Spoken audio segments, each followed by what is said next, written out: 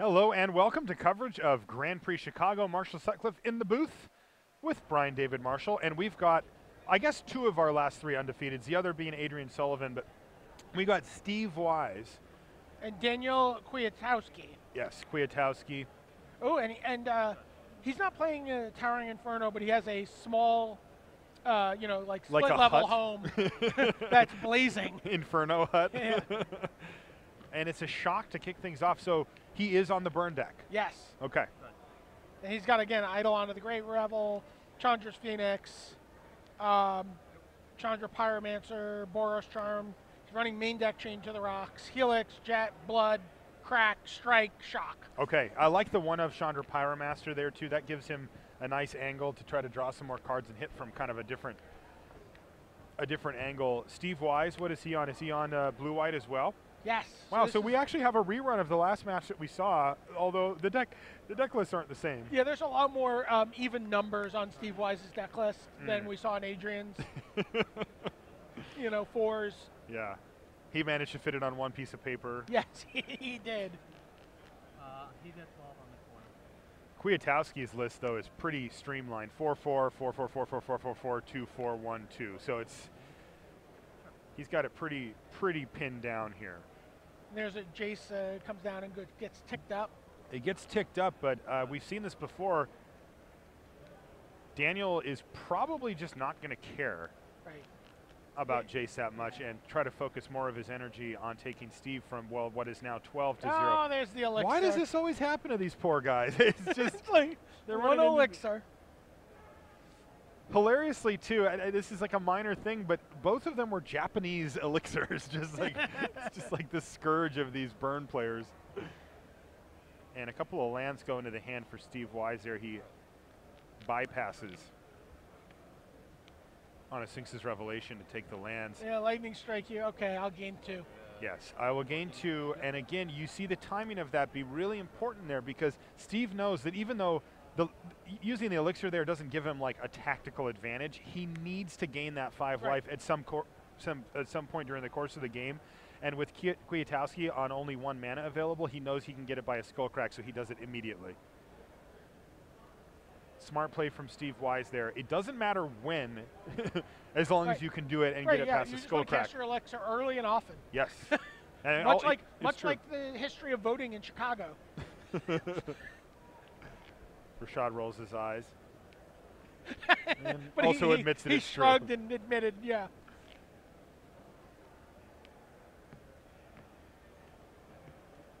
Famous apocryphal line about Kennedy. I'm paying for him to win. I'm not paying for a landslide.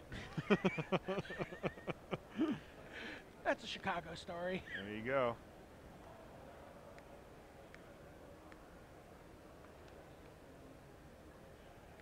Takes the negate. This detention sphere. Probably want to just go push past that here. That's right. The negate you might get a Pyromaster. A Chandra's Phoenix or something. It's true. It is a good answer for Chandra's Phoenix, but negate answers almost all of the spells in Daniel's deck. And there's the Font of Fortunes. We were talking about this earlier. Yeah, we talked about it earlier, and that's a really interesting addition to the deck. It lets Steve Wise play it on turn 2, where he isn't doing a whole lot normally anyway, and then he can leave up Dissolve or other types of no Quickens in his list, right? Like he's like one of the things about Adrian's list is he gets to quicken his divination. Absolutely.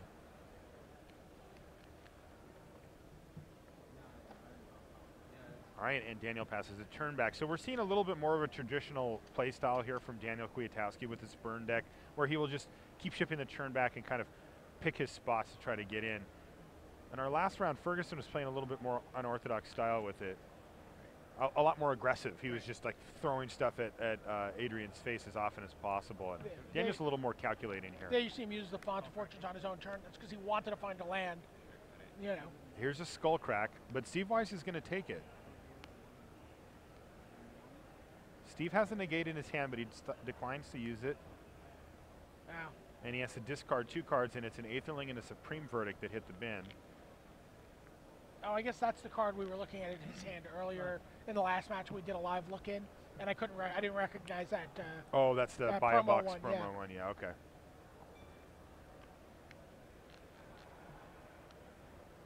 And a last breath off the top, but he's going to cash in his Jace Architect of Thought here and see what he can find. He finds Font of Fortune, Supreme Verdict, and an island. Kind of depends on if he wants to hit a land here. He doesn't have another one in his hand, I don't believe, so he might actually just go for the island here. The verdict's pretty bad. Yeah, he's going to go for it. Verdict, right? Yeah, I mean, it's just basically island or font. Which one do you want? And he wants the island. I think he's on 7 here anyway. He's on 7, okay. No, he is on 8, I think. He is holding a Sphinx's Rev. Okay. He's really like waiting for. All right, he's going to move to discard, and these skull cracks are just getting fired off by Kwiatkowski. I mean, that's the second one, and here's Revelation in response. Does he have a third? Rev for 3, though. Ah, leaving up negate.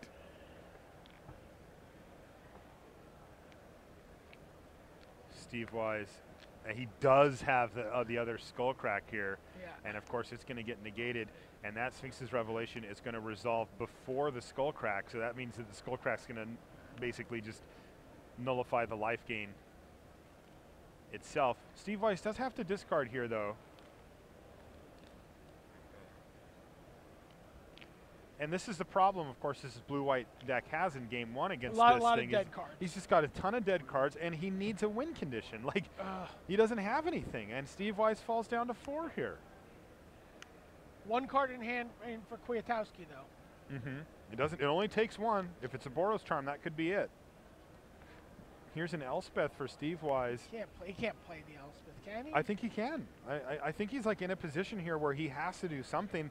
If he just sits here and does nothing for a while, I mean, Kwiatkowski's going to find a couple of burn spells, so got to do it. I feel like maybe almost don't you want to represent another Sphinx's Revelation? And that could definitely be the case. It kind of depends on what his read on Daniel is. Does Daniel think that he's going to do anything or not? He has it. He has Boros Charm. Is there an answer? Yeah, he's got the dissolve. And that was the last card in Kwiatkowski's hand. All right, so we have a good old-fashioned race here. Kwiatkowski, though, does have multiple spells that do 4. He's got Boros Charm and War Leader's Helix that he can do 4 damage with. It doesn't look like the Mutavault's going to be able to do anything. Another card that he can draw is Chandra's Phoenix that could be relevant here. Two quick hits, but you got to figure. Lifelink. Oh, he did lifelink? Yeah. And he's going to gain 5 here.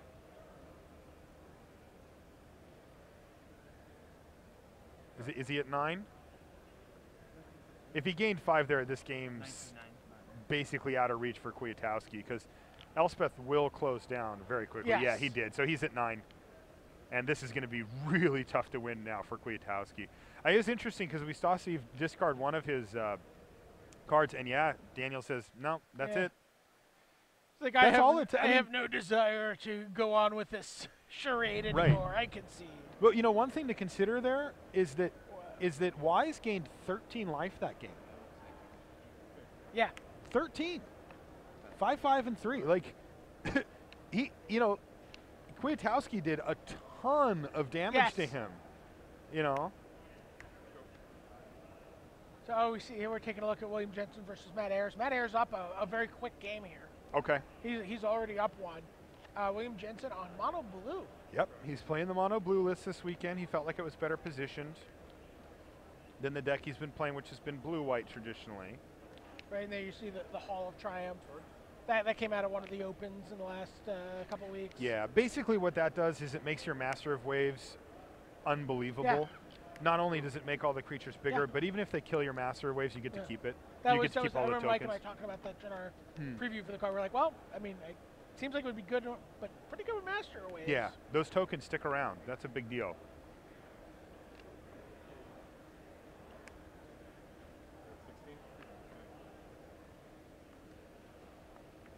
There's a pack rat.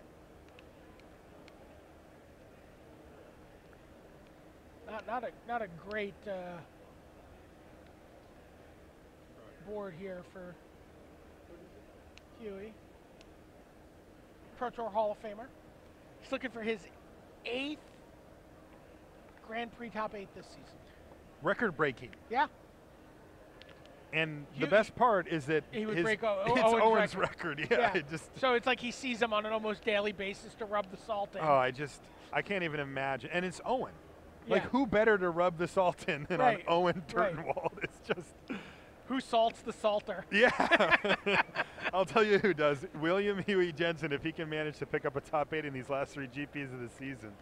So domestication is looking to tame a rat. To what? Oh, yeah. Tame a rat. And there's going to be a rat made in response. But that turns on Thassa. We thought maybe this was going to be a rat race, but the Thassa is live. Gets in for 5, gets to draw a card.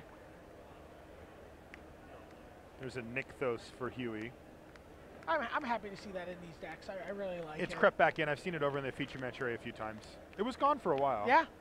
It wasn't even there sometimes in the first place. Yeah, people who are playing it at PT Theros, right? Like, Abrupt Decay is going to kill the Pack Rat. Okay. Which, of course, knocks the domestication off as well. And Gray Merchant is going to get discarded here to make a second Pack Rat. So the Pack Rat plan for Matt Ayers very much alive. He's managed to mitigate Huey's board by turning off Thassa, killing a Pack Rat, which wasn't really doing much anyway. Yeah, Thassa will swim again, though. I see a Night Veil Spectre in hand for Huey.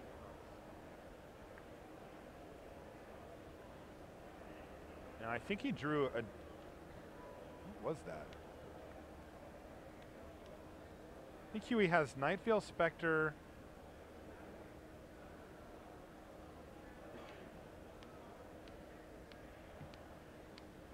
Two Night Veil Spectres in the Frog token. Is that what we have here?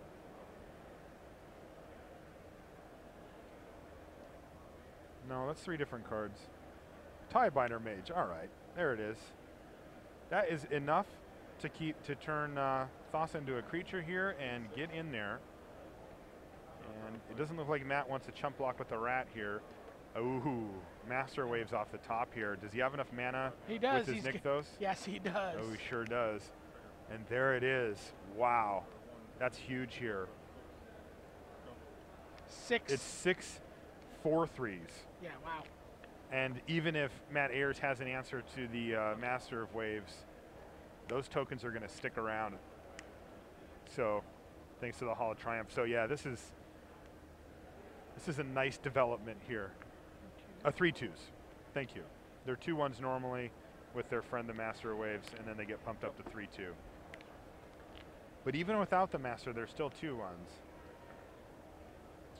Desecration Demon. Let's pop back over to our main feature match here where we have our undefeated players.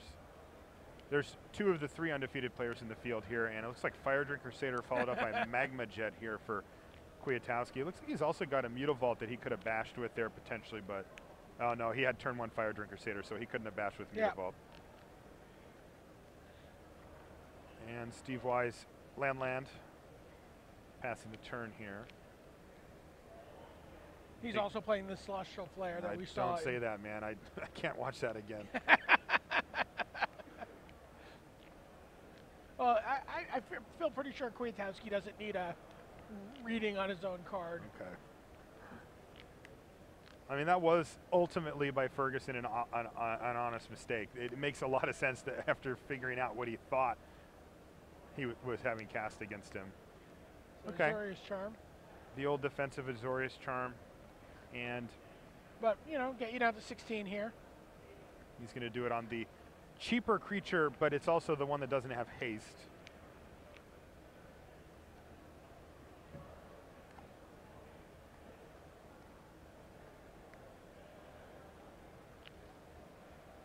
All right, here's a nice one from the sideboard for Steve Wise here. Fiendslayer Paladin. It's actually a pretty big issue for Kwiatkowski, as even his Mutavault doesn't do anything against that effectively, and the life gain adds up really quickly, and you can't really kill it. Yeah, so no, it's just gonna, I guess, draw a lot of Chandra's Phoenixes. It's just not, a lot of Chandra's Phoenixes is not going to get it done against that. I mean, he's going to start losing life total while Steve Wise stays up on life total thanks to lifelink here. So Interesting. Detention sphere. Now, normally that's going to get saved for Chandra's Phoenix. Yeah, And there it goes. Yeah. He could take out the Satyr because he doesn't actually have an attack here. He doesn't want to trade his Fiendslayer Paladin for one of the either the Mutavault or the for the Satyr. So he doesn't attack. He's just going to leave it back. But it's doing its job by keeping the Fire Drinker Satyr at bay anyway. And there's a lightning strike on end step for Kwiatkowski, who follows up with a second Chandra's Phoenix. So he managed to dodge getting both of them sphered here nicely. Yeah. And he's going to keep pecking away at his life total. Steve Wise down to 5. He has that elixir in his hand, and he might need to just fire it off here. It's going to go up to 7. And he could even go all the way to 12. Fair. First strike, lifelink. Can't target it by anything with red spells that has real removal. I mean, it certainly seems unfair here, right? Like where it can be chained to rocks. Yes, that is true. And Kwiatkowski actually does have chain to rocks, so I wouldn't think that he would keep it in post board, right? Like unless he anticipated something like this. Even then, you know, the Fiendslayer Paladin is an issue for Kwiatkowski, but it's not a game-breaking issue here. Like Kwiatkowski's, by the way, is cast an elixir of immortality and gained 5 lives. Steve Wise did, yeah. Steve Wise did, sorry, yeah. Yeah. Kwiatkowski casting one, that's just be bizarre. That's just showing off. But remember that Towering Inferno deck? That would have 1 elixir in it. Of course it would. That he Sharpied red, you know. So here's 6 damage, though, crashing in for Kwiatkowski. And that's what I was saying. Fiendslayer Paladin's really good, but it's also just, it's not like, it wasn't like when we saw Adrian Sullivan play that trading post where it's like, all right, game's basically over. Right. It's just more like, this is an issue. Double strike? 8. Yep. No, what is he doing? 2, 4, 6, 7, 8, 9, 10. Going to bring him down to 2 here. Says he's at 4.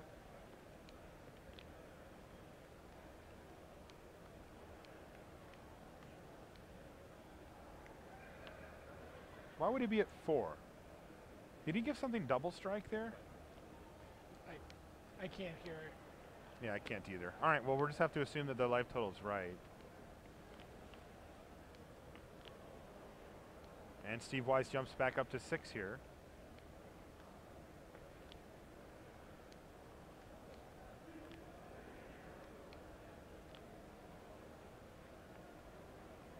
And here's the old hi-ya.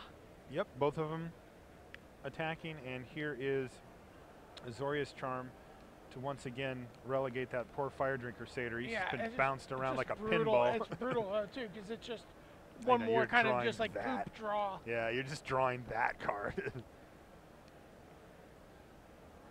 Kwiatkowski's thinking. Don't pump it.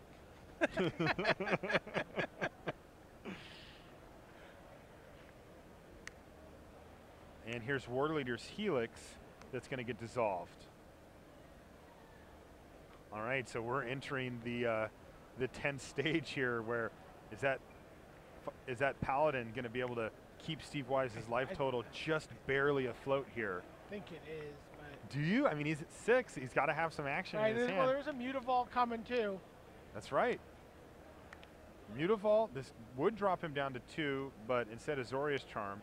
I think we're going to see a repeat of last turn as well, because Steve Wise actually has another dissolve in his hand. He's going to fire that up. So it's like last 2 draws are now. Yeah, I mean, we'll look at his graveyard. Those are the last 2 turns. Azorius Charm dissolve, Azorius Charm dissolve, and it's just keeping Steve up. He's at 6 now, and there's another detention sphere to take that thing out. Mutavault back on top. We knew that was coming though. And Steve can play a land and attack, but he's back up to 8, so he's getting safer and safer here. He's flipped the script here, 8-6. He has. And Mutavault battles down 6 again. Yeah, see, that's the thing that it's easy to forget about that Paladin. It's not just bolstering Steve Wise's life total, it's chipping away at Kwiatkowski's, and he's now at low life.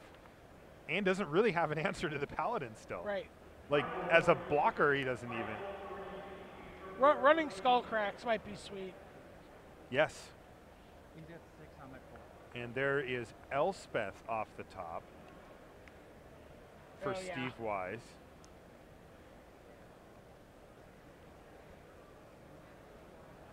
Our table judge is having a heck of a time keeping up with the life totals because every time that paladin hits, it's both life totals that change.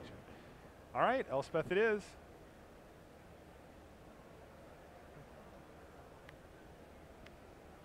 And that's got to be game here. I don't know.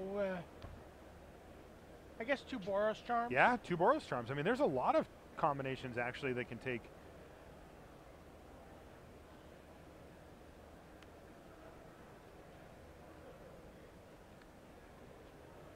He's got 2 lands. Oh, he's got a Boros charm and a Mana Confluence. Yep. Ugh. Yeah.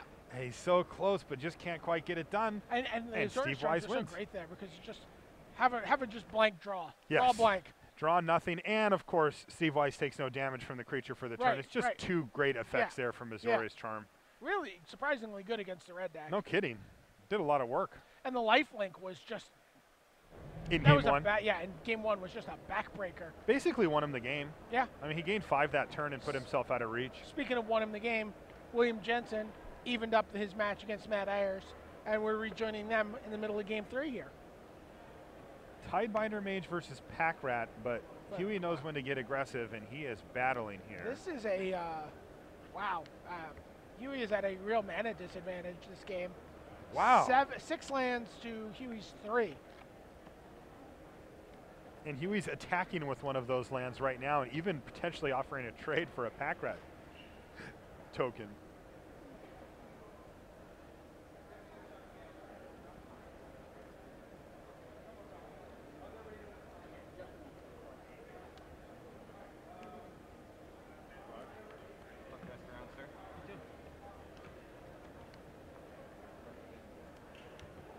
Abrupt. Yep.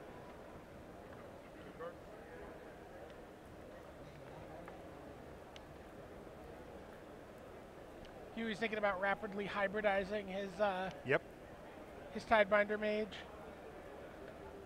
Might be what needs to be done here. I mean, it looks like Huey's in a bit of desperation here as Ayers has the combo assembled. He's got Pack Rat plus Underworld connections.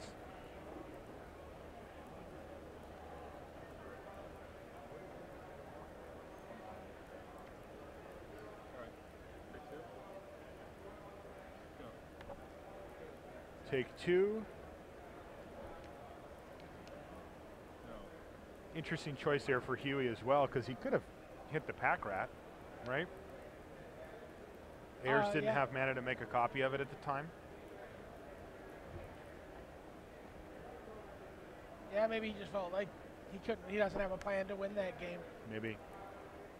So far behind on mana and facing down Underworld connections and Pack Rat, it's just so tough to climb out of that. He's going to need some pretty spectacular stuff. It looks like Ayers has spent the duration of this game just killing everything that Huey made. Look at his graveyard. Looks like he got Thought Seized on turn 1 and 2, because I see 2 Thosses in the graveyard first. Then a Judge's Familiar got killed. That was probably a Devour Flesh or something along those lines. Right. You know, and you can just sort of map it out here. Mutavault died. It's interesting.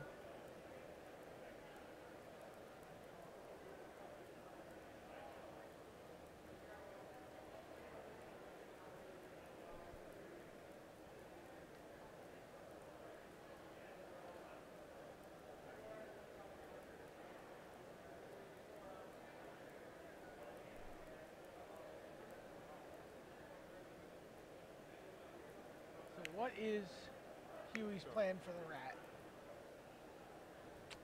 Die to it. I mean, yeah, look at this. Look at this. Just off to. I see. So Matt Ayers is at 3. Oh, okay. Okay, so the plan is yeah. make Now that we have this the life unblockable. totals. Yeah. Yes. So Huey has been hammering away on Matt Ayers' life total, It which all is why we becomes saw that clear attack now. last turn. Yeah, it makes sense. So it's just. The Just problem is the rats get so big. I mean. Yeah, but that's an unblockable. Yeah, but if it dies, You know, if it dies, it's bad. it's just game, right? No, I guess not. Mutavault can be lethal too if Matt is forced to use that connections or something. So this makes a lot of sense now. You see hands on head for Huey. though. It's really more on Matt right now. What happens? He does. Yeah. Maybe he's just said, I just need a gray merchant. Yeah, that could be the case. I mean, if he doesn't have a removal spell, remember, he just ditched both of his cards on end step, so these are 2 fresh cards for him here. He has to kill the Centaur and or the Mutavault. Gray merchant would gain him 7 life. 1, 2, 3, 4, 5, 6, 7, correct. He's going to ditch a life vein zombie here to make a rat. That's 3. That's 4, 8, 12. He can get in for 15 here, but well, you know, Huey's still stuck on mana here, though. So he's basically just saying, "Are you going for it?" Right. You know, like what are you going to make unblockable? Because Huey doesn't have the option to activate the Mutavault and make both it and the Centaur unblockable, which is, you know, that would create 2 lethal threats and overwhelm Matt Ayers' a land board, would let him do that, right? No, it wouldn't. It would not. Yeah. Pushes. So probably what's going to happen is Huey just has to go for it, and it's just not really make it unblockable, attack you. So this is it. The Mutavault's the hardest thing to kill. It is the hardest thing to kill, and that's going to do it. Huey picks it up. What a nail biter there. Yeah. You look at Huey. Woo.